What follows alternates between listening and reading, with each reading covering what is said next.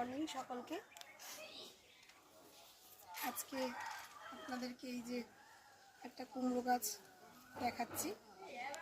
শীত যেহেতু পড়ে গেছে, এখন বিভিন্ন রকমের সবজি হবে বাড়িতে, তো তারই মধ্যে এই গাছটা, এই যে আমরা ছাদে তুলেছি, এই গাছটা মাটি থেকে ছাদে এসেছে। আর এই যে এটা কুমড়ো হয়েছে, এটা প্রথম কুমড়ো হয়েছে, কিন্তু এই কুমড়োটা হওয়ার জন্য এই গাছে জোরটা কমে গেছে। ওই জন্য এই কুমড়োটাকে এখন পেরে নেব, গাছটা আর একটু বড় হবে, তারপরে এই কুমড়ো আবার হতে দেব। আর এটা যেহেতু প্রথম ছিল, তো ওই জন্য শখের বসেই বলেছিলাম না থাক, গাছের প্রথম কুমড়ো হবে এটা। তো এটার জন্য গাছটার অনেকটা ক্ষতি হয়ে গেছে, ওই জন্য এই কুমড়োটা এখন এখান থেকে তুলে নেব। কোথা থেকে তুলব?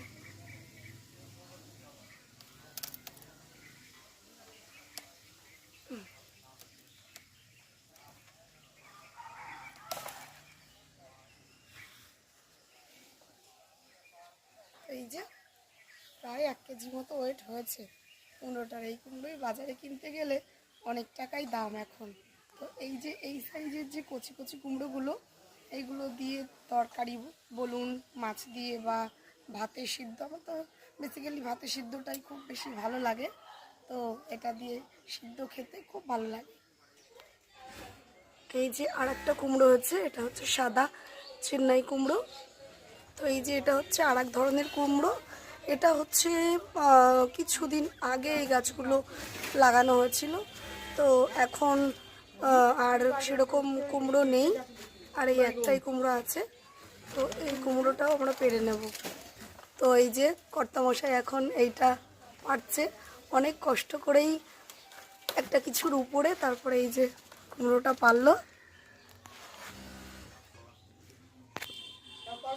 তো এই যে তো দুটো কুমড়ো পাশাপাশি রাখলে দেখতে পাবেন দুটো দুরকম ভ্যারাইটি। তো এই যে আজকে সকালবেলা গাছের থেকে এই দুটো কুমড়ো এই যে ছেঁড়া হলো, এই দুটো কুমড়ো, তো দুটো আলাদা আলাদা ভ্যারাইটি। এই গাছটা যখন লাগানো হয়েছিল তখন ভেবেছিলাম এই গাছটারই ভ্যারাইটি হবে, তো পরে গিয়ে দেখা গেল যে এইটা অন্য জাতের কুমড়ো, আর এটা হচ্ছে অনেকে চেন্নাই কুমড়ো বলে, পুরো সাদা হয়ে যায় এটা যখন পরিপক্ক হয়ে যায়। তো এই দুটো আজকে সকালবেলা প্রাপ্তি, বড় পাওনা এই দুটো।